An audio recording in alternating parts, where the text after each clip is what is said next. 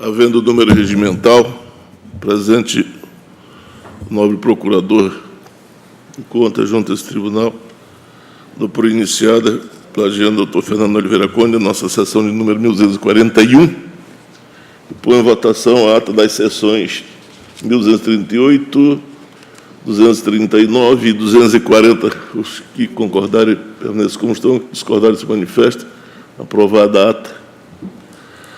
Ato sequencial, para julgamento de processo. Eu solicito ao nobre conselheiro Antônio Malheiro, corregedor desse tribunal, para me substituir, pois os próximos 5 processos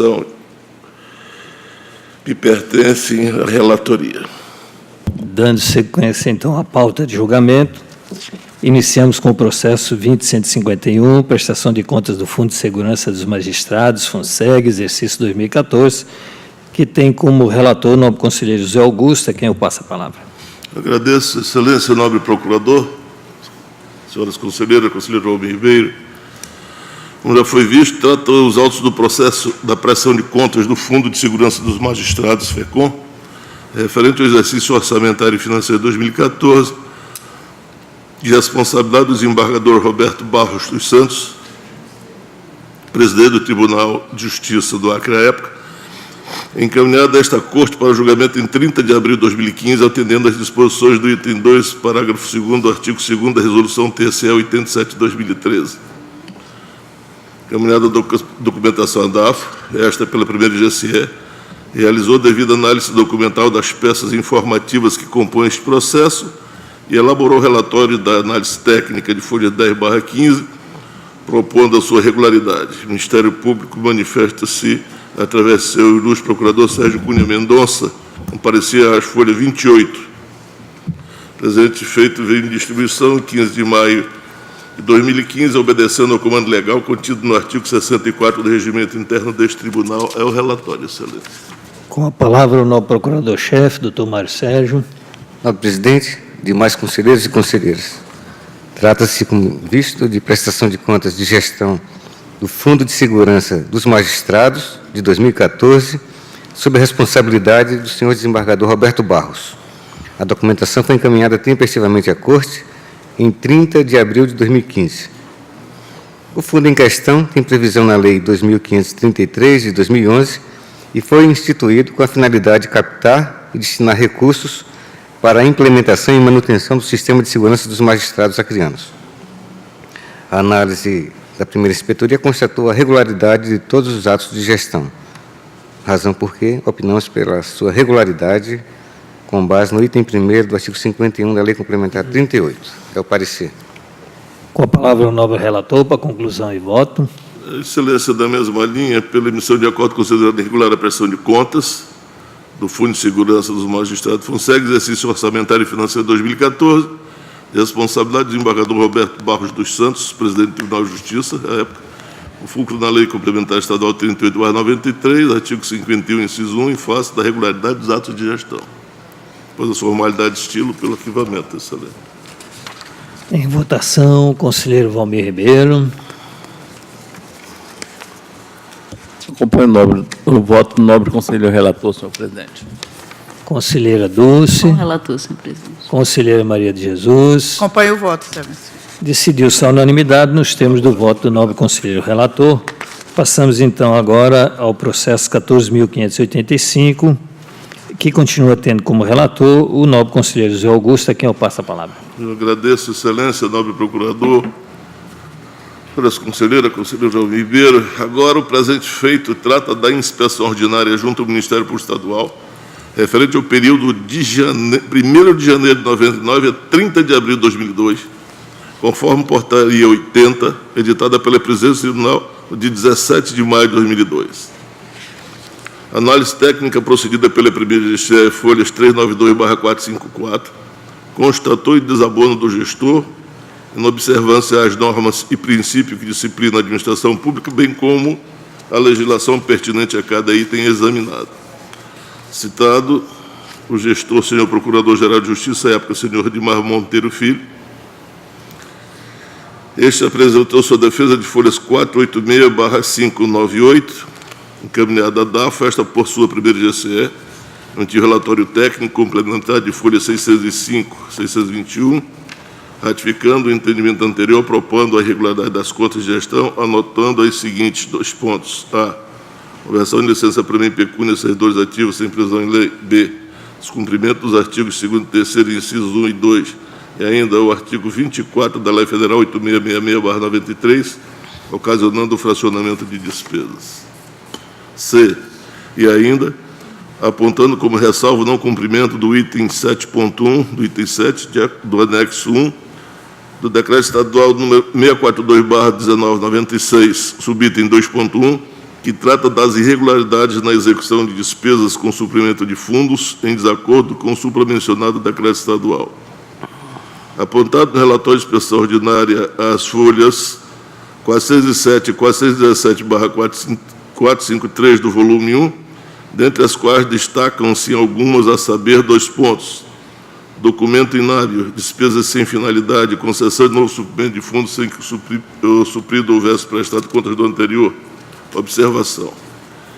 Em face ao acatamento de parte das alegações de defesa, e tendo em vista que o gestor seguiu as disposições do Decreto Estadual número 642/1996 e que, desta forma, agiu conforme o regulamento, ressalvados os casos que permitiu nova concessão a servidor que não prestou contas da concessão anterior, assim, por esse motivo, foram convertidas as irregularidades em ressalva, valendo como ressalva o não cumprimento do subitem 7.1 do item 7 do anexo 1 do referido decreto.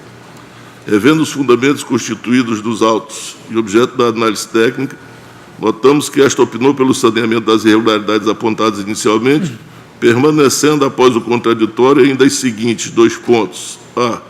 Indenização de licença-prêmio a membros do Ministério Público Estadual, em efetivo exercício de suas funções no ano de 2000, contrariando o disposto no parágrafo 3º do artigo 96 da Lei Complementar Estadual 08/1983. B. Ausência de procedimentos licitatórios para aquisição de alguns bens e serviços, contrariando o disposto no artigo 2º da Lei Federal 8666/93. C. Execução de despesas com suprimento de fundos em desacordo com o Decreto Estadual 642/96, convertido em ressalva, pois o gestor agiu conforme o regulamento, folha 620, volume 2. Ressalte-se que a abertura do processo de inspeção junto ao Ministério Público Estadual, até o presente momento, decorreu mais de 13 anos, sendo que este permaneceu parado na primeira GCE por mais de 8 anos, sem qualquer providência ou justificativa nos autos e, segundo a instrução, não restou comprovada a existência de dano ao erário. O Ministério Público Especial falou no feito as folhas 625/26, através do seu ilustre procurador João Isidro de Melo Neto, excelência, é o relator. Com a palavra o nobre procurador, doutor Mário Sérgio, para a sua pronúncia. Obrigado, excelência. Conforme o relato, a análise inicial constatou inobservância às normas e princípios que disciplinam a administração, bem como a legislação pertinente a cada item examinado. Regularmente citado o responsável, o senhor Edmar Azevedo Monteiro Filho, este apresentou defesa, que resultou no relatório técnico complementar de folhas 605 a 621. Verifica-se que a análise opinou pelo saneamento das irregularidades inicialmente apontadas, permanecendo, após o contraditório, as seguintes falhas. 1. Indenizações de licença-prêmio a membros do MP em exercício de suas funções no ano de 2000, contrariando o artigo 3º, o parágrafo 3º do artigo 96 da Lei Complementar número 8. 2. Ausência de procedimentos licitatórios para aquisições de alguns bens e serviços, contrariando o artigo 2º da Lei 8666. Execução de despesas com suprimentos de fundos em desacordo com o Decreto Estadual 642 de 96. Cumpre ressaltar que da abertura do processo de inspeção até o presente momento, decorreu mais de 13 anos, conforme já foi dito, sendo que o mesmo permaneceu parado na primeira GCE por mais de 8 anos, sem qualquer providência ou justificativa nos autos. E, segundo a instrução, não ficou comprovada a existência de dano ao erário. Ante o exposto, o Dr. Sérgio Cunha, considerando o longo tempo transcorrido na instrução do feito e a ausência de apuração de dano ao erário, opina pelo arquivamento do processo e remessa do apurado à Corregedoria da Corte para adotar as providências que entender cabíveis. É o parecer. Com a palavra o nobre relator para conclusão e voto. Excelência, na mesma linha, pelo arquivamento do presente feito, também, e considerando logo o tempo decorrido na instrução, bem como a ausência de apuração de dano erário, como bem explicou o nobre procurador, e pela remessa do apurado à Corregedoria do Tribunal e, finalmente, pela comunicação ao apurado do apurado ao interessado. Excelência, é o meu voto. Em discussão e votação, eu queria apenas colocar que, mesmo na conclusão, isso não vai aparecer, mas ficou anotado, tanto no parecer do nobre procurador quanto do relator, o caso da licença-prêmio. E licença-prêmio já ficou pelo Conselho Nacional do Ministério Público como ato discricionário da gestão. Isso. Então, continuando, passando à votação, conselheiro Valmir Ribeiro. Eu acompanho o voto do conselheiro relator, senhor presidente. Conselheira Dulce. Também acompanho o voto do conselheiro relator, destacando também isso que não há, porque já está isso exatamente resolvido pelo Conselho Nacional. Conselheira Maria de Jesus. Acompanho o voto do relator, excelência. Decidiu-se, então, a unanimidade nos termos do voto do nobre conselheiro relator. E passamos agora ao processo 20.993, que é o recurso de reconsideração, e que continua tendo como relator o nobre conselheiro José Augusto, a quem eu passo a palavra. Excelência, eu quero fazer um esclarecimento com relação ao processo 20.993 e 20.994, que são referentes à mesma pessoa, só que são dois cidadãos que foram prefeitos em épocas diferentes na Prefeitura de Sena Madureira. Assim, eu peço para julgá-los em bloco. Pois não, excelência, eu ouço o doutor Mário Sérgio. De acordo, excelência. Conselheiro Valmir Ribeiro.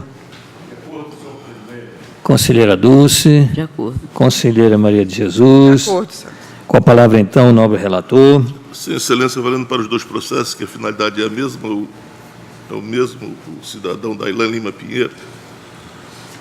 Trata os autos do recurso de reconsideração interposto pelo senhor Nilson Roberto Areal, consequentemente o outro, Vanderlei Zaire Lopes, já qualificados como recorrente contra a adesão proferida por esta Corte de Contas no Acordo 107 de 2015, segunda Câmara do TCE, em sessão realizada no dia 28 de janeiro de 2015, este inconformado com a decisão exarada, interpôs em 21 de setembro de 2015 as folhas 2/18, esse recurso em face das razões do item do referido acórdão, aplicar-lhe multa, quando eram prefeitos do município de Sena Madureira, no período de gestão de março de 2011 a julho de 2011, pela manutenção da contratação do senhor Dailan Lima Pinheiro, no valor de R$ 3.570, nos termos do artigo 37, inciso 2, parágrafo 2º da Constituição Federal, combinado com o artigo 89, caput, inciso 2 da Lei Complementar Estadual 38/93. Encaminhada a DAFA, esta em relatório de análise técnica de folha 24/27, decidiu por negar provimento do item guerreado e, finalmente, se manifesta pelo não conhecimento do recurso apresentado, mantendo a decisão na parte que for objeto do presente recurso de reconsideração, não adentrando ao pedido da redução do ajustamento do valor da referida multa para R$ 357. Ministério Público Especial, por senhor procurador Mário Sérgio de Oliveira, falou no feito a folha 31/32 dos autos, é o relatório, o seu relatório. Com a palavra o novo procurador, doutor Mário Sérgio. Obrigado. Vou tentar resumir. Os dois processos são da minha lavra, como procurador. E sobre o assunto, em mesa, já a jurisprudência da Corte, que é no sentido do provimento parcial dos recursos, acatando-se aí os pedidos alternativos dos recorrentes, no objetivo da redução da pena de R$ 3.570 inicialmente aplicado para 10% desse valor. Apesar dos argumentos serem razoavelmente plausíveis ou aparentemente plausíveis, eles esbarram na força da coisa julgada, posto que esses argumentos não foram levados à Justiça Trabalhista em tempo oportuno e, contra tais argumentos, há a decisão judicial transitada em julgado. Por essa razão, é a nossa opinião no sentido da redução da pena de multa aplicada aos dois recorrentes, nos dois casos, endossando-se o pedido alternativo dos mesmos, levando-se em conta os limites e circunstâncias de suas participações na espécie e os diversos outros casos pelos quais os mesmos respondem nesta Corte. É o parecer. Com a palavra o nobre relator, para conclusão e voto. Sim, Excelência, pelo visto, pelo provimento parcial também, para fins de redução, já existe jurisprudência no tribunal nesse sentido firmado, gastando seu valor para R$ 357,00, levando em conta os limites e circunstâncias de sua participação na espécie e os diversos outros casos pelos quais respondem o senhor Nilson Roberto Ariel, naturalmente, e Vanderlei Zaide Lopes. Pela verbação destas decisões no verso do acórdão recorrido, pela comunicação dessa adesão à recorrente, após a formalidade de estilo, pelo arquivamento dos processos, Excelência. Em votação, conselheiro Valmir Ribeiro. Acompanho o voto, senhor presidente. Conselheira Dulce. Conselheira Maria de Jesus. Acompanho o voto do relator. Decidiu-se, então, a unanimidade nos termos do voto do nobre conselheiro relator, que continua com a palavra agora no processo 19.824, que verifica o cumprimento da Lei Complementar Federal 131 pela Prefeitura Municipal de Porto Walter. E, ao nobre relator, então, passamos a palavra. Muito obrigado, Excelência, nobre procurador, senhoras conselheiras, senhor conselheiro. Tratam os autos da análise do cumprimento da Lei Complementar 131/2009, que é a Lei de Transparência, por parte da Prefeitura Municipal de Porto Walter, acesso que decorreu de um levantamento preliminar da segunda inspetoria deste tribunal, onde se verificou o descumprimento da Lei de Transparência por parte de diversos entes. Feitas as diligências de praxe, constatou-se a desatualização do portal da transparência instituído pela Prefeitura Municipal de Porto Walter, razão pela qual deve o responsável, o senhor José Stefano Barbari Filho, ser notificado a apresentar esclarecimento da situação encontrada.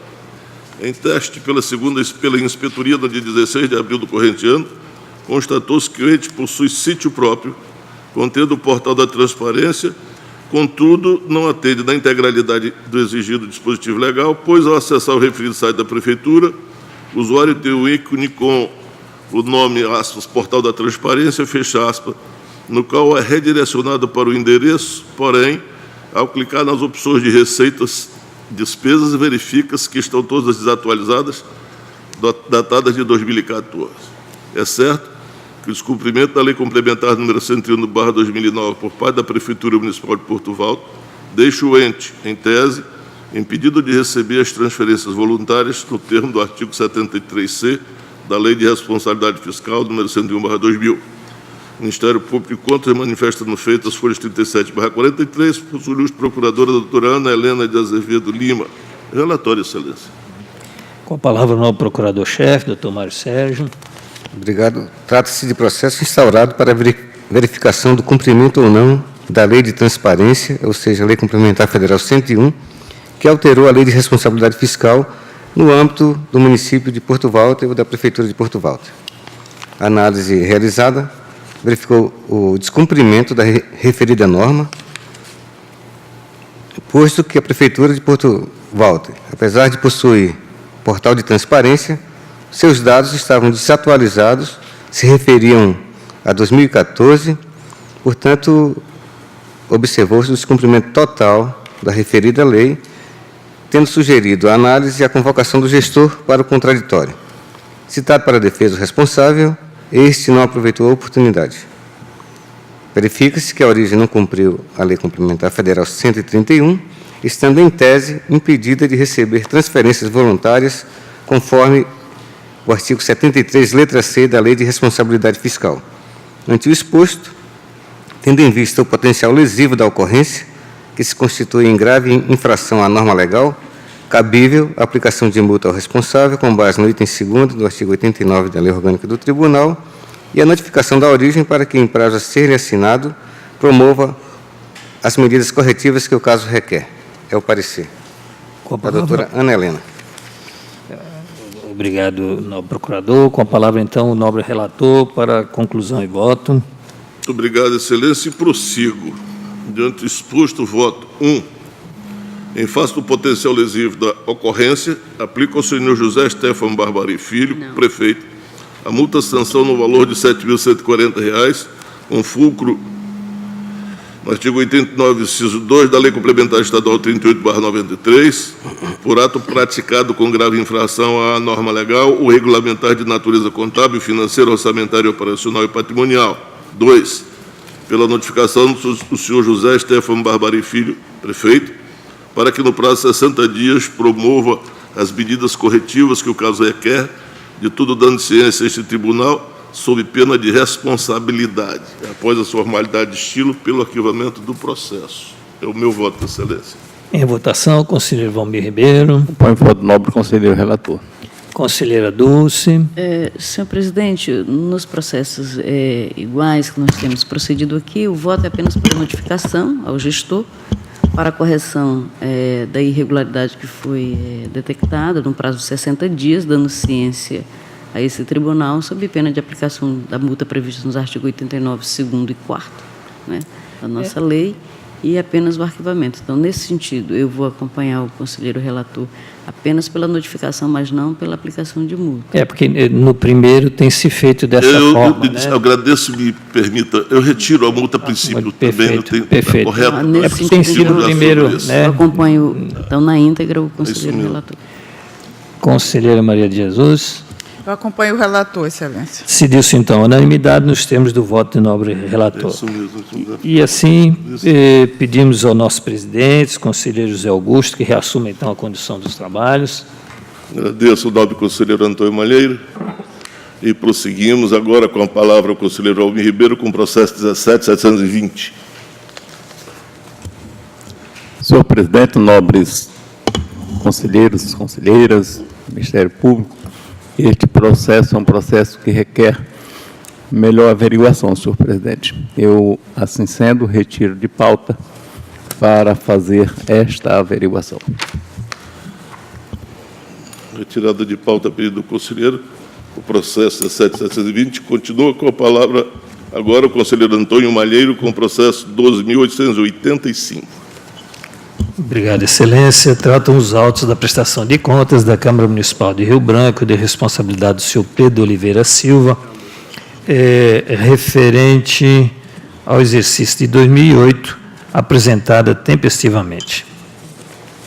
O orçamento do Poder Legislativo Municipal naquele exercício foi de 11.707.000, e esse valor lhe foi repassado. A despesa ficou um pouco a menor, em R$11.198.000. A despesa que mais se destaca é vencimentos e vantagens, com 52% do valor do orçamento.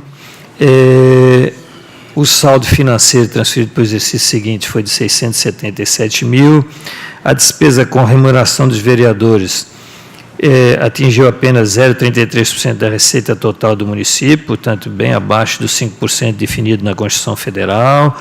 Os gastos decorrentes da folha de pagamento chegaram a 67,44% do repasse, também dentro do artigo 29A da Constituição Federal. A despesa com pessoal e encargos totalizou 2,43% da receita corrente líquida do município, portanto, dentro dos 6% definidos na Lei de Responsabilidade Fiscal. Mas foram apresentadas as seguintes falhas na primeira análise, que era a ausência do anexo 16, da dívida fundada, da escrituração contábil da dívida previdenciária, da fixação do subsídio dos vereadores em percentual do subsídio dos deputados estaduais, que à época isso ainda vinha sendo utilizado, hoje já foi corrigido, isso é 2008, e a regra veio no final de 2006, reajuste no subsídio dos vereadores na mesma legislatura, vista a indexação ao subsídio dos deputados, pagamento de subsídio, lembro que é a prestação de contas de 2008, ou seja, final da segunda legislatura após a chegada da Lei de Responsabilidade Fiscal. Pagamento de subsídio diferenciado aos membros da mesa, pagamento de verba indenizatória. Os gestores Gessé do Nascimento Santiago e Pedro Oliveira Silva foram citados para oferecer justificativa ou defesa acerca das falhas apontadas, e os mesmos se pronunciaram, ambos se pronunciaram as folhas 186 a 209, 192 e 199, respectivamente. Foi feito relatório técnico complementar e, diante das novas falhas, o senhor, apontadas agora no relatório técnico complementar, o senhor Pedro Oliveira Silva foi citado à folha 289 a 295 e encaminhou sua defesa às folhas 298 a 317.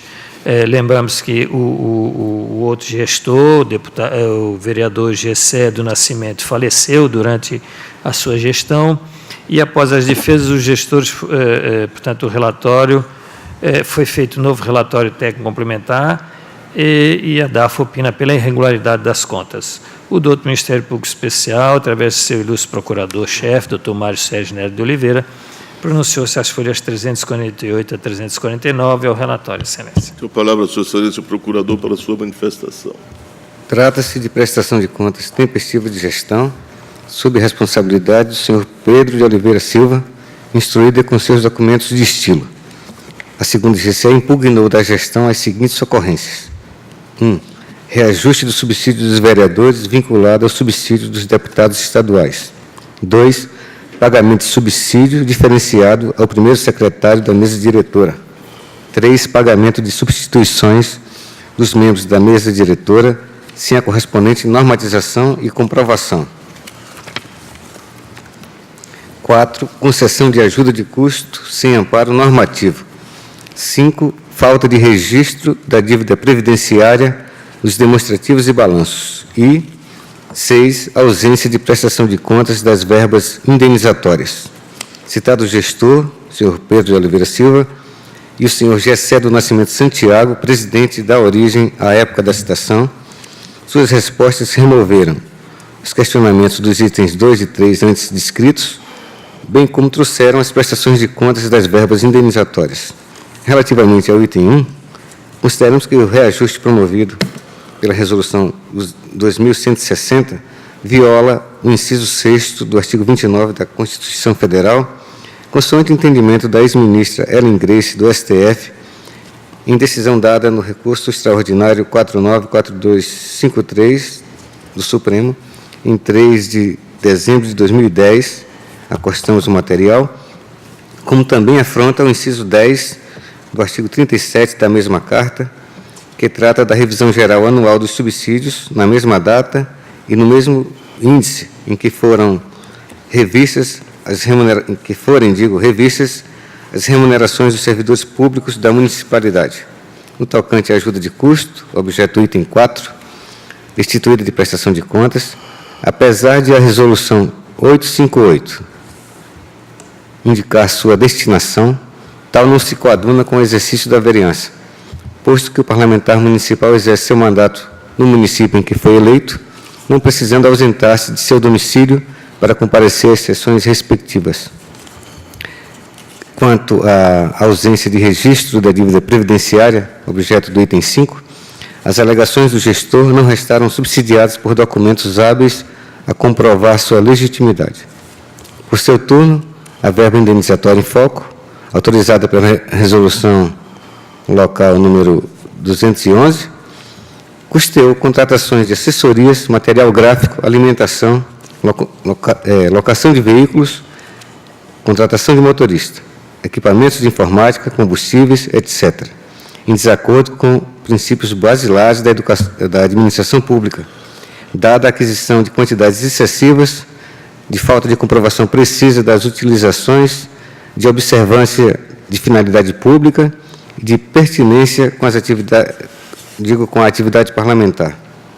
Isto posto, sugerimos o seu julgamento como irregular, a teor das letras B e C do inciso 3º do artigo 51 da Lei Orgânica do Tribunal, endossando a proposta de deliberação de folhas 341 e 342, na forma da capitulação ali indicada, excluindo-se da condenação os valores pagos a título de reajuste aos vereadores, dada a presunção de legitimidade da norma respectiva, sua edição na legislatura anterior e a verificação de que nenhum dos outros limitadores aplicáveis à matéria foram infringidos, de cujo vício de constitucionalidade deve tomar ciência a origem para fins de prevenção e eventual correção mediante a notificação do responsável para a quitação do débito respectivo no prazo do inciso 1º do artigo 163 do Regimento Interno da Corte, sob pena de remessa do caso para execução.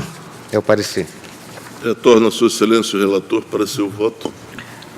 Obrigado, Excelência. Ao final da análise, restaram a não escrituração da dívida previdenciária, a fixação do subsídio de vereadores em percentual do subsídio dos deputados estaduais, o que levou a um reajuste no meio da legislatura, e o pagamento de verba indenizatória. A ausência da escrituração da dívida previdenciária, então, deve ser corrigida, caso tal não tenha ainda sido efetivada. A fixação de subsídios em percentual e reajuste na mesma legislatura mantém a regularidade sem a devolução, conforme já definido por este Pleno. E com relação aos valores gastos na verba de gabinete, ou verba indenizatória, já decidiu este Pleno que este era um procedimento que não atendia às formalidades devidas e que isso leva à irregularidade, sem, contudo, se pedir a devolução, em função de ter sido aplicado na atividade parlamentar. E, assim sendo, voto pela emissão do acordo, considerando irregulares as contas da Câmara Municipal de Rio Branco referentes ao exercício de 2008. Com fundamento no artigo 54, inciso 13, a linha B da Lei Complementar Estadual 38, em face da ausência da escrituração da dívida previdenciária, da não aplicação da formalidade exigida na aplicação da verba indenizatória, sem, contudo, aplicar multa, tendo em vista essa situação na atualidade já se encontrar, inclusive, sanada, da atualização do subsídio dos vereadores na mesma legislatura, sem solicitação da devolução dos valores, por serem referentes à segunda legislatura em que vigorou a lei, conforme as decisões anteriores desta Corte. Pela notificação do atual gestor para fazer as devidas anotações e correções do lançamento da dívida previdenciária e após pelo arquivamento dos autos. É como voto, Excelência. Em votação, pela ordem, conselheiro Valmir Ribeiro. Põe o voto, senhor Vereador presidente. Sidney Araújo. Com o relator. Conselheira Maria de Jesus. Acompanho o voto, Excelência. Viu sua unanimidade nos termos do voto do conselheiro relator, que continua com a palavra agora com o processo 21.007. Obrigado, Excelência. Excelência, este é um processo idêntico àquele que Vossa Excelência já relatou, inclusive com os mesmos gestores, que trata de um recurso com relação à multa aplicada pela contratação irregular, e, sendo assim, eu peço que os dois processos sejam julgados em bloco. Prossiga, excelência. Obrigado, Excelência. É a mesma situação, os dois mesmos gestores, Nilson Roberto Arleal de Almeida e Vanderlei Zaire Lopes, que tiveram decisões, que tiveram causas na Justiça do Trabalho, que encaminhou a este tribunal, pela contratação irregular, e assim foi-lhes aplicada uma multa no valor de R$ 3.570, e eles pedem, então, que, caso não sejam acatados as justificativas que eles apresentaram, realmente não são pertinentes, que seja feita a redução da multa conforme decisões anteriores desta Corte. O Ministério Público Especial de Contas, através do seu ilustre procurador-chefe, Dr. Mário Sérgio Nery de Oliveira, pronunciou-se as folhas 33 a 34. É o relatório, Excelência. A palavra do nobre procurador para a sua manifestação. Obrigado. Do mesmo modo dos casos anteriores, opinamos pelo provimento parcial dos recursos em mesa, acatando-se pedido alternativo dos recorrentes, no sentido da redução da pena que lhes foi aplicada, em razão das admissões consideradas irregulares pela Justiça Trabalhista, as quais implicam os mesmos, tendo em vista que os mesmos respondem por diversos casos nesta Corte e tiveram limites e circunstâncias de participação em cada caso. É o parecer. Retorna a sua excelência o relator para seu voto. Obrigado, Excelência. Nesse mesmo sentido, então, pelo provimento parcial, para se reduzir a multa que havia sido aplicada no valor de R$ 3.570 para R$ 350 a cada um. Após pelo arquivamento, é como voto, Excelência. Em votação pela ordem, conselheiro Valmir Ribeiro. Põe o voto, senhor presidente. Vereador Sidney Araújo. Eu falei tanto. Esqueci. Eu vou acompanhar o conselheiro relator pela redução no valor de 357. 57. Perfeito. Conselheira Maria de Jesus. Acompanho o voto do relator. Decidiu sua unanimidade nos termos do voto do conselheiro relator, que continua com a palavra agora com o processo 15.496. Obrigado, Excelência.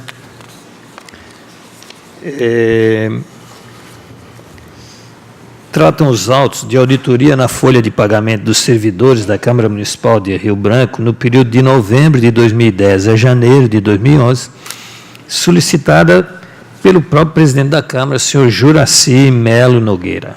O processo foi registrado, autuado e encaminhado à DAF para instrução.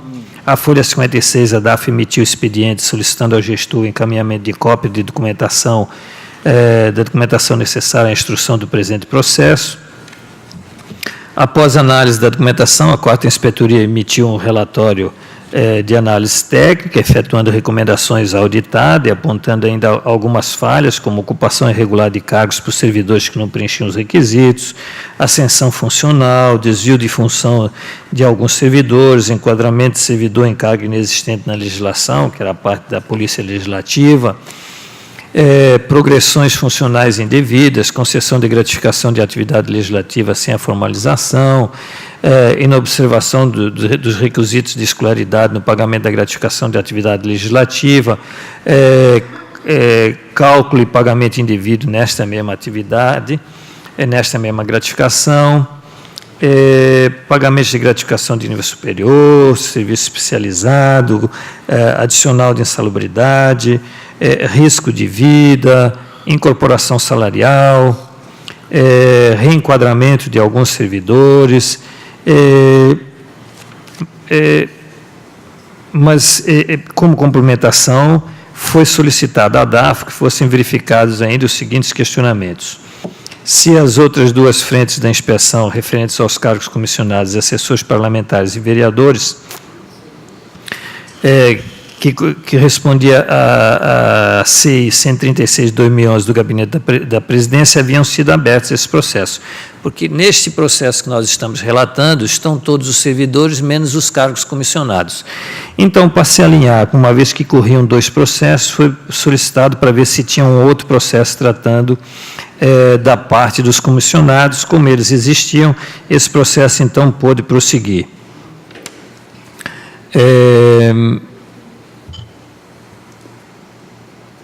E havia também a verificação junto aos outros dos vereadores e assistentes parlamentares.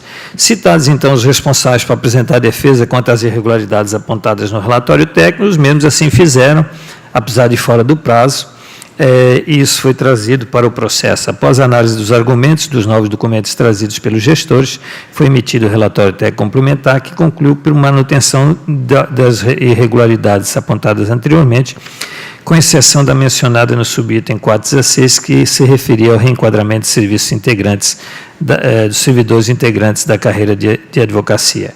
O doutor Ministério Público Especial de Contas, através do seu ilustre procurador, doutor João Isidro Melo Neto, pronunciou-se as folhas 443 a 451, é o relatório, excelência. Essa palavra, sua excelência, o procurador, para a sua manifestação. Obrigado. Trata-se de auditoria de conformidade realizada pelo tribunal, atendendo à solicitação da própria Câmara, tendo como objetivo a análise da folha de pagamento integral de todos os servidores do órgão, limitada a 3 meses, de novembro a dezembro, de novembro de 2010 a janeiro de 2011. Para racionalizar a análise, primeiramente aborda-se a folha de pagamento dos servidores efetivos e, posteriormente, os cargos em comissão e vereadores. O presente processo trata apenas da primeira abordagem, ou seja, sobre o pagamento aos servidores efetivos. Quanto aos achados de auditoria, em síntese, verificou a 4ª GCE. Servidores que não preenchem os requisitos de escolaridade exigidos pela lei para o cargo que ocupam. Ocorrência de ascensões funcionais irregulares. Servidores em situação injustificada de desvio de função. Servidores ocupando cargo inexistente. Progressões funcionais indevidas. Concessão de gratificação de atividade legislativa sem a formalização adequada. Não observância dos requisitos de escolaridade para concessão de gratificação de atividade legislativa. Pagamento de gratificação de atividade legislativa para servidores que ocupam cargos de chefia, direção e assessoramento, os quais não atendem ao requisito da referida gratificação, que é estar no exercício das funções inerentes aos cargos de que são titulares. Pagamento da gratificação de atividade legislativa e adicional de insalubridade, tendo como base de cálculo o vencimento base acrescido de incorporações salariais. Pagamento de gratificação de nível superior sem previsão legal. Pagamento de gratificação de nível superior a ocupantes de cargos para cujo ingresso se exige o nível superior. Pagamento de gratificação de serviço especializado a servidores que não exercem funções com direito à referida gratificação. Pagamento de risco de vida a servidores que não exercem atividades de segurança. Concessão de incorporação prevista no artigo 5º, parágrafo único da Lei Municipal 747, a servidora que não tinha os requisitos para fazer jus ao benefício. Irregularidade na forma de cálculo da incorporação prevista no artigo 40 da Lei Municipal 1341, decênios, sem observância do período de carência e ou com inclusão no cálculo de tempo de serviço fracionados ou não ininterruptos. Irregularidade quanto ao reenquadramento dos servidores integrantes da carreira de advogado, com reflexo no valor da verba de representação. Ausência injustificada de especificação em folha de pagamento e fichas financeiras de verbas que compõem a remuneração do advogado Mauro Eduardo de Almeida, isso, dele somente. Diante dos fatos apurados, a 4ª IGCE quantificou os valores que considerou irregularmente pagos durante os meses em questão e pugnou pela sua devolução, acrescida de multa acessória correspondente. Solicitou ainda a abertura de procedimento específico para apurar a desídia do presidente da Câmara, senhor Juraci Lima Nogueira, e não encaminhar, após vários requerimentos, a folha de pagamento e ou fichas financeiras com a discriminação das parcelas salariais percebidas pelo servidor Mauro Eduardo de Almeida, na função de advogado. Foi requerido ainda que se faça recomendação à unidade auditada para que, em síntese, atente para a necessidade de formalização de todos os atos administrativos concessórios de vantagens e acréscimos pecuniários concedidos a seus servidores.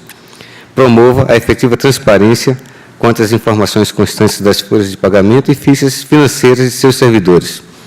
Promova a organização da pasta funcional dos servidores, mantendo a documentação funcional organizada em ordem cronológica, autuada individualmente em processo próprio, cujas páginas sejam devidamente remuneradas, e efetue a revisão das vantagens remuneratórias pagas a seus servidores, entendidas como irregulares por esta Corte de Contas.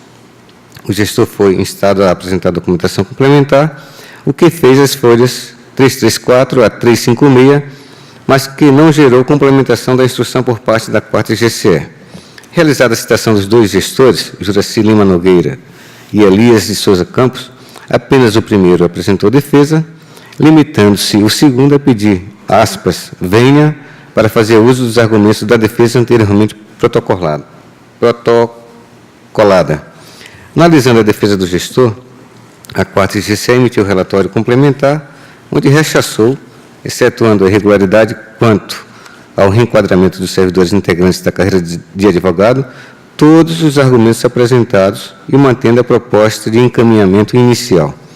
Melhor examinando a matéria, verifica-se, sob o aspecto processual, que esta Corte não disciplinou quanto às medidas a serem adotadas diante de achados de indícios de danos ao erário em processos de auditoria. Isto porque o processo de auditoria tem como escopo verificar padrões, regularidades, comportamentos, avaliar desempenho e, ao final, propor medidas para melhorar a eficiência do órgão auditado e corrigir irregularidades. Assim, diante de achados de auditoria, incluídos possíveis danos ao erário, após oportunizar que o gestor se pronuncie, o tribunal deve julgar o quanto antes o processo para que se determine ao gestor que, primeiro, adote as providências necessárias à correção das falhas catalogadas e, segundo, havendo comprovação de dano, instaure tomada de contas especial para o fim de quantificá-lo e individualizá-lo. E observar-se que, em caso de irregularidade em folha de pagamento, incide o enunciado 249 da súmula do Tribunal de Contas da União, aplicável por analogia, segundo o qual, abre aspas, é dispensada a reposição de importâncias indevidamente percebidas de boa-fé por servidores ativos e inativos e pensionistas, em virtude de erro excusável de interpretação de lei por parte do órgão ou entidade, ou por parte de autoridade legalmente investida em função de orientação e supervisão, à vista da presunção da legalidade do ato administrativo e do caráter alimentar das verbas salariais, fecha aspas. As providências elencadas nas linhas A e B acima também se justificam em razão do fato de que a presente auditoria baseou suas conclusões em atos de gestão colhidos por amostragem, limitados a um lapso temporal de apenas 3 meses. Assim, eventual dano, mesmo que devidamente quantificado e individualizado, jamais refletirá a reparação de todo o prejuízo causado ao erário, pois teve como origem um lapso temporal de apenas 3 meses, quando o correto seria que abrangesse todo o período em que vigeu a irregularidade que lhe deu causa. Desta forma, a presente auditoria deve ser julgada o mais brevemente possível, para que as irregularidades reconhecidas pela Corte sejam corrigidas e se dê início ao procedimento de apuração mais ampliada e aprofundada dos eventuais danos noticiados, visando a sua tempestiva reparação por quem lhe deu causa.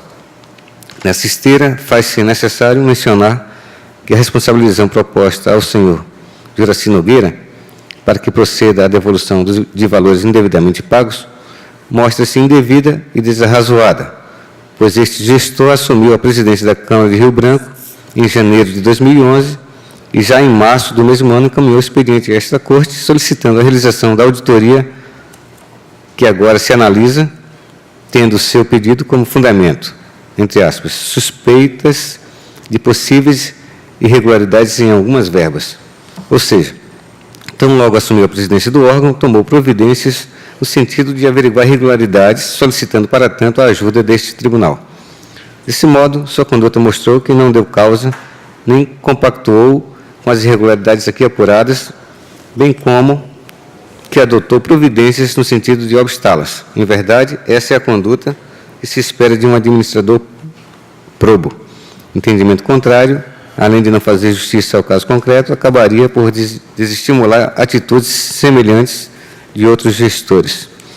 Quanto aos achados de auditoria, o gestor Juraci Nogueira informa ao longo de sua defesa que houve a implantação de um novo plano de carreiras na origem, ainda em 2011, objeto da Lei 1887, que corrigiu várias falhas apontadas no relatório técnico. Contudo, lamentavelmente, não consta do processo qualquer cópia desse novo plano, nem se houve realmente alteração nas folhas de pagamento.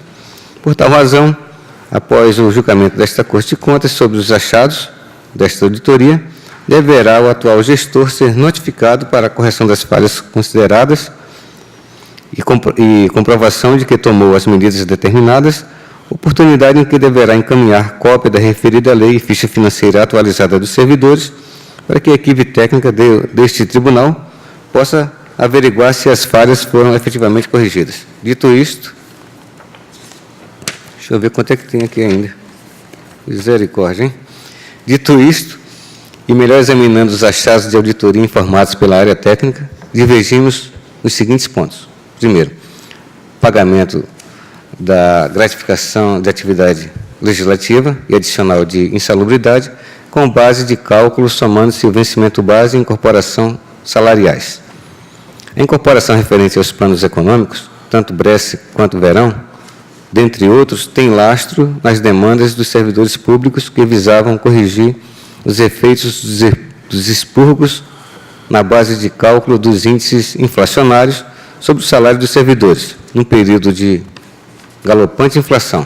Portanto, a incorporação decorrente desses planos visava recompor o poder de compra dos vencimentos do servidor e não somente o seu salário base. Desse modo, acaso ditas incorporações sejam excluídas da base de cálculo das vantagens, está-se-á usurpando o sentido dessas incorporações, ou seja, recompor, de todas as formas, as perdas inflacionárias na remuneração dos servidores públicos. Segundo, irregularidade na forma de cálculo da incorporação prevista no artigo 40 da Lei Municipal 1341, sobre decênios, sem observância do período de carência, e ou com inclusão no cálculo do tempo de serviço, fracionados ou não ininterruptos. Em verdade, a redação do artigo em questão suscitou questionamento quanto à metodologia de cálculo dos períodos a serem considerados para a incorporação de décimos. Deveriam ser ininterruptos ou poderiam ser fracionados? A área técnica do tribunal entendeu que seriam ininterruptos. Melhor examinando a matéria, divergimos do posicionamento, pois a dubiedade decorrente da má redação do artigo, que estabeleceu os décimos, não deve ser utilizada em prejuízo do servidor, quando o entendimento a seu favor também for razoável e plausível. Dessa forma, a dicção do artigo 40, acima mencionado, deve ser entendida da seguinte forma: o servidor, ao completar o período de 5 anos no exercício de cargo em comissão, passa a ter direito a incorporar nos seus vencimentos 5/10 da remuneração atribuída a esse cargo, somando-se a estes mais 1/10 por ano adicional até o limite de 10/10. Assim, ao final de 10 anos, o servidor teria incorporado a totalidade dos quinquênios que a legislação lhe outorgou. Desse modo, forçoso é reconhecer a regularidade da forma com que foi interpretado o artigo 40 do Plano de Cargos e Remunerações dos Servidores da Câmara de Rio Branco. Quanto aos demais achados de auditoria, endossamos as conclusões técnicas, complementando que, no caso de servidor efetivo em desvio de função para exercer atividade de segurança e ou polícia legislativa, não se trata apenas de servidor que percebe gratificação indevida. Em verdade, ante a falta de regulamentação para servidores públicos exercerem atividades de vigia e segurança, deve-se atentar para as regras estabelecidas para essas atividades no âmbito privado. Nesse sentido, a Lei 7.102, com alterações da Lei 8.863, dispõe que são considerados vigilantes os empregados contratados especificamente para as atividades de vigilância patrimonial de estabelecimentos públicos ou privados, bem como para garantir a segurança de pessoas físicas ou do transporte de valores ou de cargas. A lei também estabelece que o vigilante deverá preencher os seguintes requisitos: ser brasileiro, ter idade de 21 anos mínima, instrução correspondente à 4ª série do 1º grau, ter sido aprovado em curso de formação de vigilante, ter sido aprovado em exame de saúde física, mental e psicotécnico, não ter antecedentes criminais registrados, estar quite com as obrigações eleitorais e militares. Além disso, o exercício da profissão de vigilante requer prévio registro no Departamento de Polícia Federal, que se fará após a apresentação dos documentos comprobatórios das situações descritas anteriormente. Dito isso, torna-se evidente que a designação de servidores do quadro efetivo da Câmara Municipal de Rio Branco para exercer atividades de segurança não se reflete em mero desvio de função, pois afronta as normas regulamentadoras dessa própria atividade. No caso, o reflexo patrimonial desse ato irregular se materializa no pagamento do adicional de periculosidade ou risco de vida, que tem como pressupostos físicos, fáticos, não apenas a designação para o exercício do cargo de segurança, mas também que as atividades exercidas pelo servidor se enquadrem naquelas consideradas de risco, ou seja, atividades e operações perigosas com exposição a roubos ou outras espécies de violência física. Ante o exposto, o Ministério Público de Contas opina, primeiro, pela notificação da origem, para que adote as providências a seguir elencadas, sob pena de avaliação mais gravosa da matéria, por ocasião das análises subsequentes das contas da unidade. Letra A. Atente para a necessidade de formalização de todos os atos administrativos concessórios, de vantagens e acréscimos pecuniários concedidos a seus servidores. B. Promova a efetiva transparência quanto às informações constantes nas folhas de pagamento e fichas financeiras de seus servidores. C. Promova a organização da pasta funcional dos servidores, mantendo a documentação funcional organizada em ordem cronológica, autuada individualmente em processo próprio, cujas páginas sejam devidamente numeradas. E D. Efetue a revisão das vantagens remuneratórias pagas a seus servidores, entendidas como irregulares por esta Corte de Contas. Segundo, pela notificação da origem, para que, em prazo a ser fixado pelo plenário, A. Informe a Corte sobre as medidas corretivas adotadas para sanar as irregularidades apontadas. B. Proceda à tomada de contas especial para apuração, quantificação, individualização e restituição dos valores irregularmente pagos aos servidores da Câmara Municipal de Rio Branco e C. Regularize a segurança dos bens públicos da Câmara Municipal através de concurso público, para que o exercício das atividades de vigilância ou por meio da contratação de empresa especializada nesse ramo se efetue. É o parecer. Retorna, Sua Excelência, o relator, para seu voto. Obrigado, Excelência. Inicialmente, eu queria fazer uma observação que, nos meus anos de tribunal, é apenas o segundo caso em que o gestor vem ao tribunal e pede a inspeção. E, no primeiro processo que isso ocorreu, este pleno foi, e quando vai numa condição de convite, o tribunal encontra um órgão que não oferece nenhum obstáculo à auditoria, que apresenta tudo, porque é ele que está pedindo, mas no primeiro processo, nós fomos ao gestor e lhe aplicamos a multa e devolução por tudo que nós achamos errado. E acho que isso nós não deveríamos repetir. Até porque esta oportunidade que nós tivemos de verificar o que estava incorreto na Câmara é uma atividade que vem de encontro àquele que nós fazemos, de ir lá e corrigir. E quando nós vamos nesta condição, tudo está aberto. Então, o trabalho é simplificado, é fácil. E o gestor chegou nos 3 primeiros meses da gestão. Então, ele vem cheio de boa vontade, mostra que está com receio, que ele não consegue fazer o levantamento, é feito o nosso levantamento. E, neste caso específico, este processo se arrastou e há pronunciamento, inclusive, do gestor seguinte. E aí ele diz que muitos dos casos que foram levantados, inclusive, já estão solucionados. Inclusive, pelas manifestações, acredito que só o da segurança não estava ainda solucionado, porque houve um concurso só no final do exercício passado e, portanto, está nessa fase. Então, é extremamente profícuo, bom, é profundo a inspeção e a auditoria quando se faz nessas condições, porque nós conseguimos ver efetivamente tudo. E pelo volume de recursos na Câmara, provavelmente não seria nossa prioridade, a não ser por convite, nós não teríamos ido lá. E como bem colocou o doutor procurador, o TCU já diz que não há devolução pelo recebimento de valores que considera pagos de forma equivocada, mas que o servidor recebe de boa-fé.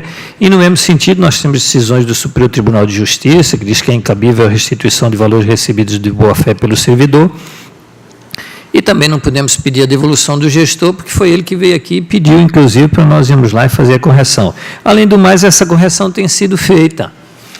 Então, nessa mesma linha, concordando com tudo que foi colocado pela DAFO e com as propostas de alterações e complementações também apontadas pelo doutor Ministério Público Especial, eu voto pela notificação do atual gestor, senhor vereador Artêmio Lima da Costa, para tomar conhecimento e adotar as recomendações feitas pela equipe técnica com as alterações e complementações propostas pelo doutor Ministério Público Especial de Contas, relativas à formalização dos atos administrativos, que considerem vantagens e acréscimos pecuniários e organização adequada dos documentos funcionários dos servidores da Câmara, e demais falhas que ainda não tenham sido corrigidas, sob pena de responsabilização futura, dando ciência a esta Corte em 120 dias das medidas tomadas.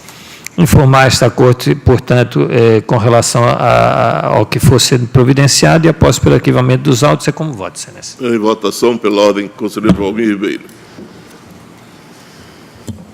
Acompanho o voto do nobre conselheiro relator. Conselheira Dulcinea Araújo. Com o relator. Conselheira Maria de Jesus. Acompanho o voto, Excelência. Decidiu-se a unanimidade, nos termos no voto do conselheiro relator, que continua agora com o processo 21.787. Obrigado, Excelência. Tratam agora os autos de consulta formulada pelo presidente da Comissão Provisória do Sindicato dos Trabalhadores de Saúde do Estado do Acre, Sintesac, senhor João Batista Ferreira dos Santos, solicitando o posicionamento desta Corte sobre as vedações contidas no artigo 22, parágrafo único, da Lei de Responsabilidade Fiscal, nos casos em que o Poder Executivo tenha excedido o limite prudencial de 95% das despesas com pessoal, especificamente sobre eventual proposta de lei de iniciativa do Executivo Estadual, criando vagas em cargos já existentes na área de saúde e a convocação de candidatos aprovados em concurso público vigente. O consulente anexou também cópia do ofício encaminhado ao Sintesac pela Secretaria de Estado de Saúde, informando sobre seu posicionamento quanto às negociações relativas aos direitos dos trabalhadores da saúde.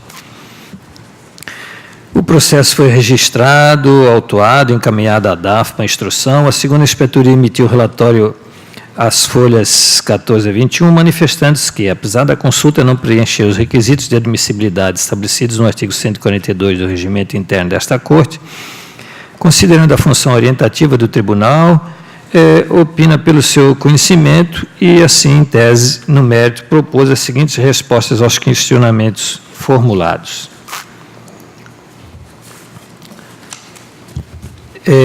Que, alcançando o limite prudencial, está vedado, nos termos do inciso 3 do parágrafo único do artigo 22 da Lei de Responsabilidade Fiscal, a reestruturação de carreira quando esta configurar aumento de despesa.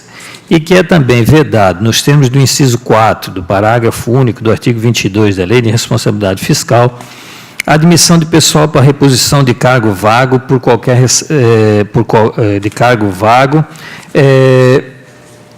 ressalvadas as vagas abertas por aposentadoria e falecimento nas áreas de educação, saúde e segurança, enquanto a despesa total com pessoal exceder 95% do limite definido no artigo 20 da mesma lei. O douto Ministério Público Especial, através da sua ilustre procuradora, doutora Ana Helena de Azevedo Lima, pronunciou-se às folhas 26 e 27, esclarecendo preliminarmente que a consulta não atende aos pressupostos de admissibilidade previstos no artigo 142, parágrafos 1º e 2º, do regimento interno desta Corte, por ter sido formulada por autoridade ilegítima pela ausência do parecer da sua área técnica. No mérito, opina depois pelo encaminhamento de resposta com base no relatório técnico, dele divergindo em parte quanto ao aumento das despesas, da despesa de pessoal no ato da criação de novas vagas em quadros já existentes. É o relatório, Excelência. Palavra, nobre procurador, para a sua manifestação. A espécie destina-se a retirar dúvida quanto à interpretação e aplicação de dispositivos da Lei de Responsabilidade Fiscal em matéria relacionada às despesas de pessoal e seus limites legais. A resposta do tribunal à consulta terá força normativa, constituindo pré-julgamento de tese, mas não do fato ou caso concreto, conforme dispõe o parágrafo 2º do artigo 37 da Lei Complementar 38. De plano, cumpre esclarecer que a presente consulta não preenche os pressupostos seus de admissibilidade previstos no artigo 142, parágrafos 1º e 2º do Regimento Interno da Corte, uma vez que foi formulada por autoridade ilegítima, bem como não veio acompanhada do parecer da área técnica ou jurídica da autoridade consulente, se fosse ela legitimada para tanto. Contudo, tendo em vista a função orientadora desta Corte, o expediente foi recebido no dia 1º de abril deste ano. No caso em tela, o consulente requer esclarecimentos acerca da possibilidade de o poder público executivo estadual, estando enquadrado na situação descrita no parágrafo único do artigo 22 da LRF, em razão de ter excedido o limite prudencial das despesas de pessoal, promover as seguintes medidas. Letra A. Encaminhar ao Poder Legislativo o projeto de lei que verse sobre o aumento de vagas dos cargos já existentes, com entrada em vigor no ano de 2017. E B. Convocar os aprovados no concurso em vigor para preenchimento de vagas remanescentes e ou reposição decorrente de aposentadoria ou falecimento de servidores das áreas de saúde.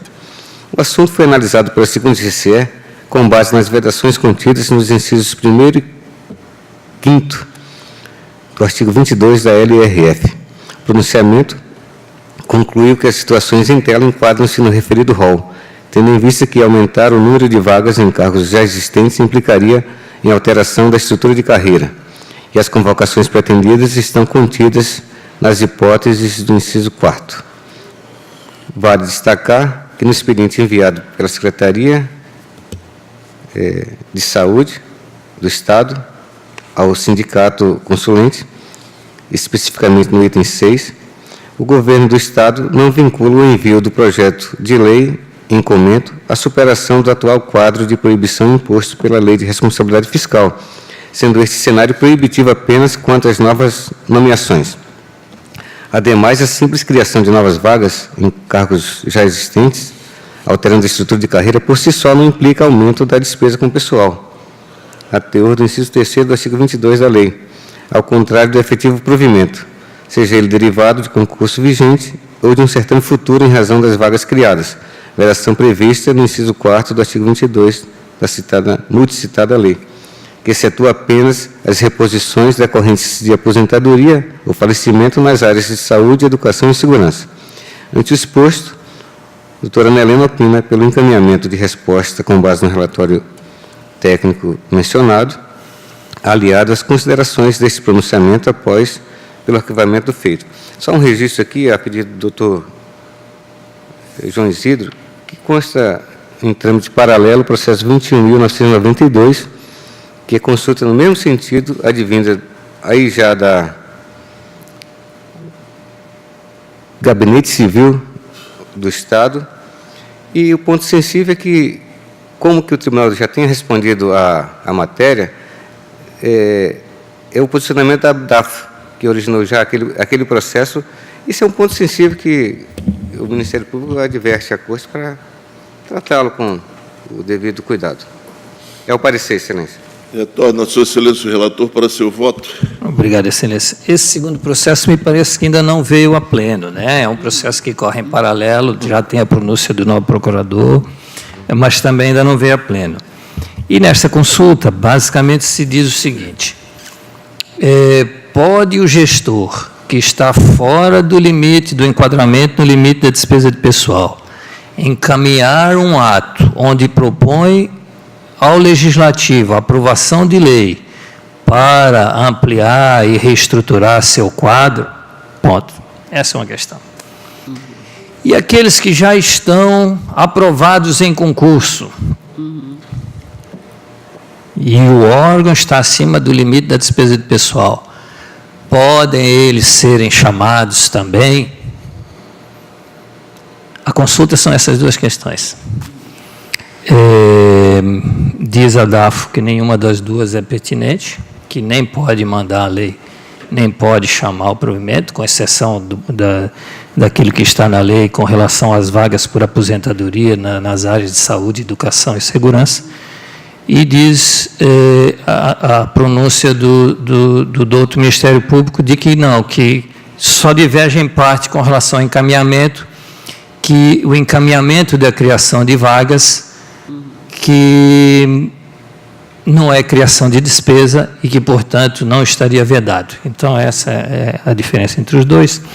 Então, eu queria colocar, então, para vocês, com relação a isso, que a manifestação preliminar de inadmissibilidade da consulta, arguida pelo Ministério Público Especial, entendendo que a mesma não atende aos pressupostos de admissibilidade, previstos nos artigos 142, parágrafos 1º e 2º do regimento interno desta Corte, por ter sido formulada por autoridade legítima e pela ausência do parecer da área técnica ou jurídica da entidade consulente, é pertinente. Então, essa manifestação da inadmissibilidade é pertinente. No entanto, corroboramos também com o Ministério Público de que a consulta, pelo elevado interesse público de que se reveste, deva ser respondida em tese, pois a dúvida do Sintesac pode ser dirimida em abstrato, ou seja, sem o exame da documentação juntada ao processo, e o assunto também é importante e é extensível aos demais órgãos jurisdicionados. Quanto ao tema da consulta, frisamos que o poder ou órgão que atingiu o limite prudencial de 95% do valor máximo da despesa com pessoal estará sujeito às vedações impostas pelo parágrafo único do artigo 22 da Lei de Responsabilidade Fiscal, que assim diz: parágrafo único. Se a despesa total com pessoal exceder 95% do limite, são vedados ao poder ou órgão referido no artigo 20 que houver incorrido no excesso: 1. Concessão de vantagem, aumento. 2. Criação de cargo, emprego ou função. Não estamos falando ainda em provimento. A própria criação já está vedada no inciso 2 do parágrafo único do 22. 3. Vedado. Alteração de estrutura de carreira. Então, a criação do cargo. O 3, alteração. E só no 4 ele fala em provimento de cargo público. Então, tudo está vedado.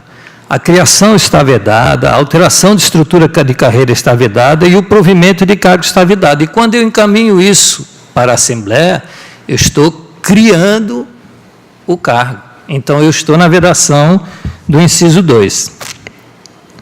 Quanto ao primeiro questionamento, se o Poder Executivo pode encaminhar ao Poder Legislativo projeto de lei que verse sobre o aumento de número de cargos existentes, da análise dos incisos 2 e 3, assim mencionados, verifica-se que a simples proposição e aprovação de lei para a criação de novas vagas, mesmo em cargos existentes, alterando a estrutura da carreira por si só, mesmo não implicando logo de início um aumento das despesas com pessoal, já é expressamente vedado em lei, independentemente de se constituir ampliação das vagas dos cargos já existentes ou alteração da estrutura de carreira. Assim, não faz sentido a criação de vagas com a data de preenchimento futuro, se hoje os limites da gestão já estão extrapolados, necessitando, para o cumprimento do ordenamento legal, ao inverso, de retração da despesa de pessoal, o que é extremamente difícil de ser feito. Incoerente se torna a postura do gestor, antes de cumprir os regramentos contidos na Lei de Responsabilidade Fiscal e no artigo 69 da Constituição Federal, já está propondo um aumento para a data futura, um aumento de vagas, não tendo conseguido ainda o equilíbrio que lhe é determinado no presente, e por isso, tal é vedado em lei. Agora, quanto ao provimento de vagas remanescentes a ser preenchidas por concursados, também está vedado no inciso 4 do parágrafo único do artigo 22 da Lei de Responsabilidade Fiscal acima transcrito. O direito do concursado persiste, mas só pode ser efetivado após o órgão se enquadrar no limite de despesa de pessoal que permite o provimento, admissão ou contratação. Então, ele não pode ser chamado, ele continua com o direito a ser chamado, mas ele só pode ser provido depois que, então, haja o ajuste do limite da despesa de pessoal.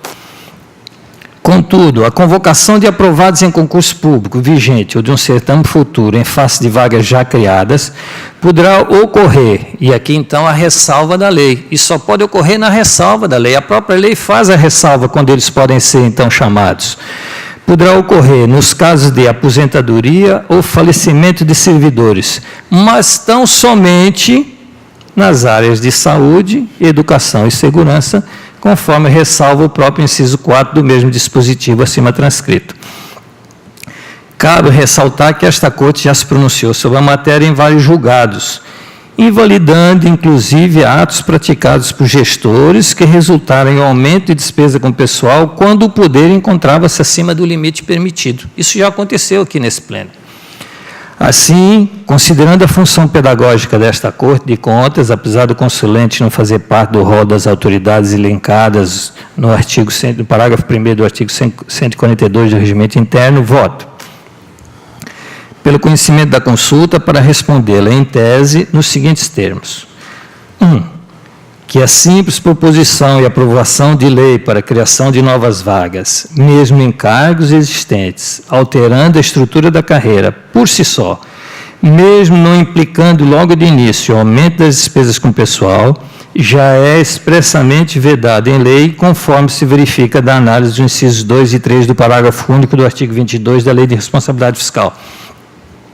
E cabe a nós nos posicionarmos sobre isso, porque senão nós vamos deixar o gestor sob pressão. Porque se nós não dissermos isso, que é o que está na lei, coitado do gestor.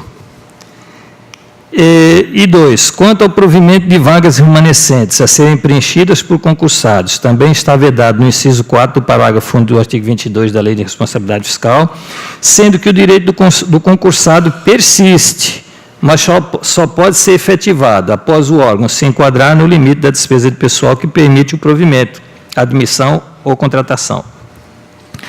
3, que a convocação de aprovados em concurso público vigente ou de um certame futuro, em face de vagas já criadas, poderá ocorrer nos casos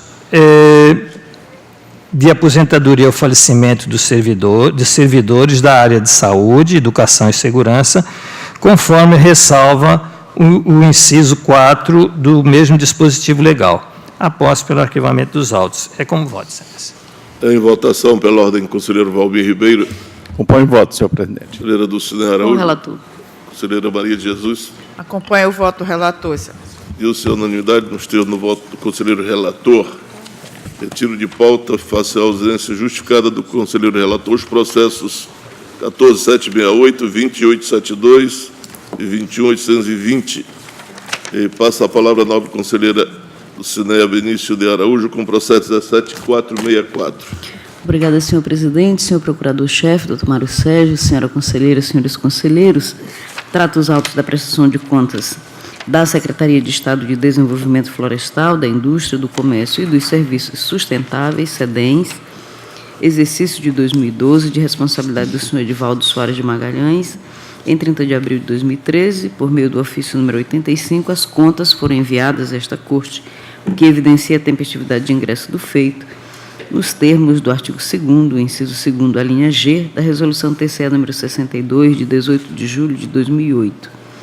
Consoante estabelece a Portaria 59, de 26 de março de 2008, que define a tramitação dos processos no Tribunal, houve a autuação e o registro por parte da Secretaria das Seções, bem como a distribuição às folhas 197 e 198. Encaminhados autos à DAF, houve sua manifestação por meio da primeira Inspetoria-Geral de Controle Externo, considerando irregulares as contas apresentadas.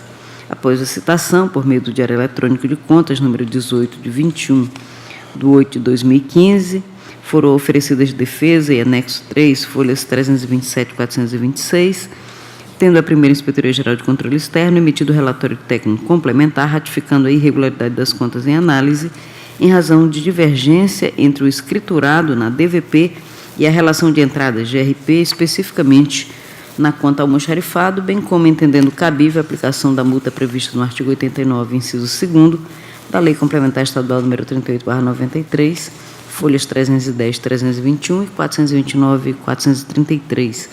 O Ministério Público de Contas, junto a esta Corte, por meio do seu ilustre procurador, Dr. Sérgio Cunha Mendonça, pronunciou-se as folhas 439 e 440 nos termos da manifestação da DAFO. É o relatório, senhor presidente. A palavra ao seu excelência procurador para a sua manifestação. A presente matéria foi encaminhada tempestivamente à Corte em 30 de abril de 2013. A análise respectiva constatou em seu desabono, além de falhas formais, irregularidades no balanço financeiro, na demonstração das variações patrimoniais e no balanço patrimonial. O responsável foi citado para a defesa, solicitou prorrogação de prazo e foi atendido pela nobre relatora, protocolou razões de justificativas tempestivamente em 22 de setembro de 2015. No exame das peças juntadas aos autos, a primeira exercícia instruiu o relatório de folhas 310 a 319, ratificando a irregularidade das contas em virtude de inconsistência nos saldos das contas de almoxarifado e bens móveis, quando comparados os valores lançados na DVP e no sistema GRP, pugnando pela devolução dos valores não comprovados no montante de R$ 253.201,91. Da mesma forma, como falhas formais, confirmou a falta de escrituração de valores relativos a determinadas tarifas bancárias de R$ 179,87 e ausência de ata ou da ata da sessão relativa à concorrência 164 de 2001 da CPL número 1, necessária para a confirmação dos valores contratados. O relatório técnico foi finalizado em 27 de 10 de 2015, contudo, em 17 de 2 de 2015, houve autorização ajuntada de documentação complementar apresentada pelo responsável, protocolada em 16 de 2 de 2015. A instrução subsequente considerou esclarecidas todas as ocorrências anteriormente levantadas, à exceção da divergência nos valores movimentados na conta de almoxarifado, quando comparados os dados da demonstração das variações patrimoniais. Segundo o responsável, o total movimentado no exercício relativo a material de consumo importou em R$ 1.764.861,36. Todavia, a DVP não foi ajustada de acordo com os valores comprovados, invalidando o resultado patrimonial daquele demonstrativo e, por conseguinte, o ativo real líquido do balanço patrimonial.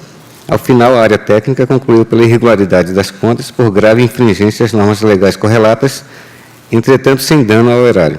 Ante o exposto, o Dr. Sérgio Cunha opina com fulcro na letra B do inciso 3º do artigo 51 da Lei Orgânica do Tribunal, pela emissão de acordo considerando irregular a presente prestação de contas e responsabilidade do senhor Edivaldo Soares Magalhães e pela aplicação da multa prevista no artigo 89, item 2º do mesmo diploma, tendo em vista a constatação de grave infringência, às normas legais e regulamentares concernentes à contabilidade e patrimônio. É o parecer. Torna-se excelência relatora para seu voto. Obrigada, senhor presidente. Trato os autos da prestação de contas da SEDENS, exercício de 2012, responsável o senhor Edivaldo Soares de Magalhães, a qual será analisada em consonância com as previsões contidas na Lei Complementar número 101, de 4 de maio de 2000, e Lei número 4.320, de 17 de março de 64, e ainda na Resolução número 62 de 2008 desta Corte de Contas. Nesse caminho, passo a análise dos dados incertos no processo. A prestação de contas foi elaborada em consonância com a Lei Complementar número 101/2000, Lei número 4.320, 64, e com a Resolução TCE número 62 de 2008, tendo sido encaminhada tempestivamente e munida da documentação prevista, artigo 2º e anexo 2º da Resolução TCE número 62 de 2008, necessária ao seu processamento. O rol de responsáveis, as folhas 4 e 14 pelo órgão foi encaminhado, conforme o previsto nos artigos 7º e 8º da Resolução TCE número 62, e nos demonstrativos contábeis, verifica-se que houve o cumprimento ao disposto no artigo 11 da mencionada norma. Houve encaminhamento do relatório circunstanciado sobre o gerenciamento e execução dos planos, programas, gastos e investimentos do período dentro das respectivas áreas de competência, tendo sido esclarecido quanto às metas, especialmente no tocante ao cotejo entre o que foi ou não realizado, a impossibilidade de discorrer acerca dos resultados, uma vez que a SEDENS foi criada em 2012, tendo sido apurado pela área técnica desta Corte que nas contas relativas ao exercício de 2013, o relatório circunstanciado apresentado contempla todas as informações previstas no item 3º do anexo 2º da Resolução 62 de 2008 desta Corte.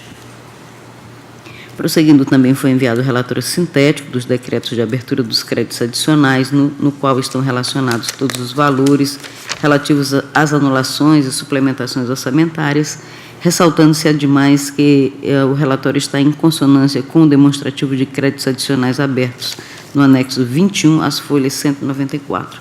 Com base nas informações contidas no tópico anterior, chegou-se à conclusão que o orçamento previsto para o exercício de 2012, o qual foi aprovado pela Lei Estadual número 2.523, de 20 de 12 de 2011, e estimava receitas e despesas no patamar de R$ 35.600.000, quedou, prevendo após suplementações e anulações, uma dotação final de R$ 79.599.216,21, tudo em conformidade com a Lei Orçamentária Anual.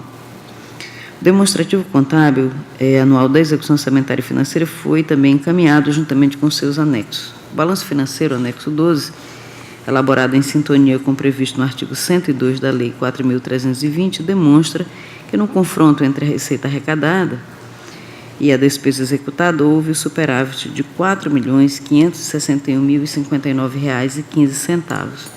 O balanço financeiro anexo 13, elaborado em consonância com o artigo 103 da Lei 4.320, refletiu fielmente as despesas, as receitas e despesas orçamentárias e os recebimentos e pagamentos extra-orçamentários conjugados com o saldo proveniente do exercício anterior, cabendo destacar que o saldo para o exercício seguinte, devidamente confirmado, foi de R$ 7.172.008,23.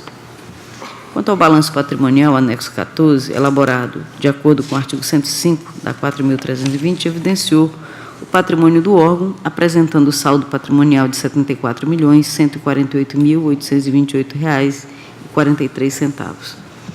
A demonstração das variações patrimoniais, anexo 15, cuja previsão encontra guarida no artigo 104 da Lei 4.320, evidenciou as alterações verificadas no patrimônio, resultantes ou independentes da execução orçamentária, ressaltando-se que no confronto das variações ativas e passivas houve superávit no valor de R$ 47.773.705,79.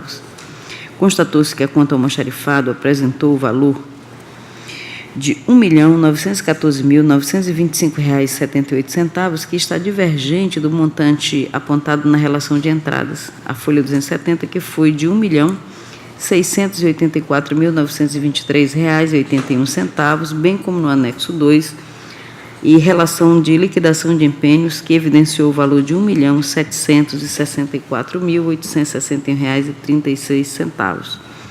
Esclareceu o responsável que o valor a ser considerado é o constante na relação de liquidação de empenhos, qual seja R$ 1.764.861,36, nada informando acerca da divergência que ainda persiste no montante de R$ 150.064,36, tendo apresentado, contudo, o pedido de correção da demonstração das variações patrimoniais à Secretaria de Estado da Fazenda, por meio do ofício número 424, de 9 de dezembro de 2015, constante a folha 412. Desse modo, tratando-se das contas do exercício de 2012, e embora ainda não tenha sido editada a classificação de irregularidades e ressalvas, bem como considerando o entendimento desta Corte de Contas exposto nos acórdãos números 5.350 de 2008, 6.426 de 2009, 7.718 de 2012 e 9.388 de 2015, classifico como ressalva a inconsistência detectada na conta almoxarifada, por entender que se trata de falha formal que não caracteriza dano ao erário. Ademais, necessário se faz notificar o atual gestor para proceder às correções no referido anexo, que será apresentado na prestação de contas próxima, utilizando-se, se necessário, de notas explicativas nos termos do apurado pela área técnica, sem prejuízo, por óbvio, da análise da mencionada demonstração exibida nas contas relativas ao exercício de 2015. No tocante às divergências das contas bens móveis e bem imóveis, houve o devido saneamento após a apresentação de esclarecimentos, tendo sido solicitada, como já esclarecido, a correção da DVP à Secretaria de Estado da Fazenda, também no tocante a contas bens móveis. Quanto à dívida pública, constituída apenas de dívida flutuante, apresentou no final do exercício de 2012 o montante de R$ 1.084.931,10, existindo saldo suficiente para sua cobertura. No tocante aos demonstrativos das licitações realizadas, dos contratos, convênios, acordos e ajustes celebrados e das concessões de suprimento de fundos, foram apresentados todos, estando, então, atendida a previsão do anexo 2º, itens 6, 7 e 9 da Resolução TCE 62 de 2008. No que diz respeito ao demonstrativo das obras realizadas no exercício, após a apresentação de defesa, houve sua correção. Por fim, quanto ao demonstrativo dos recursos estaduais concedidos a organizações não governamentais, verificou-se a destinação do montante de R$ 3.527.822,27 e que o prazo de vigência dos convênios realizados ultrapassou o exercício em análise, tendo a DAFO informado a realização de inspeção na referida Secretaria de Estado e esclarecido que no relatório técnico seria apresentado nos autos 18.985 de 2014, que tratam das contas relativas ao ano de 2013, constaria a análise das referidas avanças. Assim, ante o exposto, o voto nos termos do artigo 51, inciso 2º, da Lei Complementar número 38/93, pela aprovação da prestação de contas da Secretaria de Estado de Desenvolvimento Florestal, da Indústria, do Comércio e dos Serviços Sustentáveis, SEDENS, relativo ao exercício de 2012, de responsabilidade do senhor Edivaldo Soares de Magalhães, considerando-a regular com ressalva, valendo como ressalva a divergência da demonstração das variações patrimoniais na conta almoxarifada. Pela remessa de notificação ao atual gestor da Secretaria de Estado de Desenvolvimento Florestal, da Indústria, do Comércio e dos Serviços Sustentáveis, para conhecimento do teor da presente decisão e adoção das medidas necessárias para a correção das falhas apontadas, sob pena de responsabilidade. Pela remessa de cópia do acórdão que vier a ser proferido ao ilustre conselheiro José Augusto Araújo de Faria, relator das contas da Secretaria de Estado de Desenvolvimento Florestal, da Indústria, do Comércio e dos Serviços Sustentáveis, SEDENS, no biênio 2013-2014, e após as formalidades de estilo, remessa dos autos ao arquivo e ao voto. Senhor presidente. Em votação pela ordem, conselheiro Valmir Ribeiro. Senhor presidente, eu transcrevo na íntegra ao meu voto o douto pronunciamento do Ministério Público de Contas. Conselheiro Antônio Malheiro. Excelência, a irregularidade proposta sugerida e colocada pelo Ministério Público e pela DAF é com relação às falhas contábeis da divergência entre o almoxarifado e a DVP. E, nesse sentido, nós estamos tratando das contas de 2012. E, em 2012, nós não temos julgado pela irregularidade. Então, nesse sentido, eu acompanho o voto da nobre relatora pela regularidade, com ressalvas em função dos fatos que estão apontados na contabilidade. É como voto, excelência. Acrescentando ainda, eu fiz a referência aqui, senhor presidente, de inúmeros acórdãos em que nós tivemos problema na DVP e que não houve reprovação. Então, já uniformizado na Corte esse entendimento.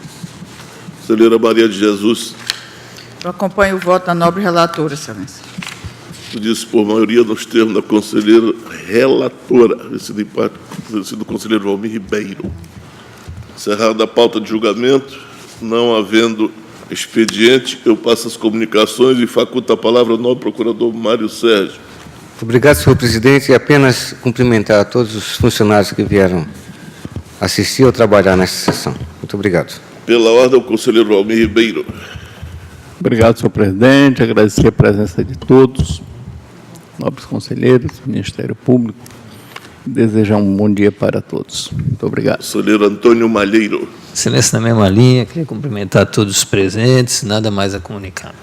Conselheira Dulcinea Araújo. Da mesma forma, senhor presidente, sempre agradecer os servidores que tornam possível a realização da sessão e os trabalhos. Cumprimentar a todos, cumprimentar a conselheira Maria de Jesus, nada mais. Obrigada. Conselheira Maria de Jesus. Também, excelência, quero cumprimentar a todos os presentes, agradecer a convocação de participar desta sessão, nada mais a comunicar. Eu também faço minhas vossas palavras, excelência e excelências, e nada mais havendo a tratar, declaro encerrada a presente sessão e convoco outra para dia e hora regimental.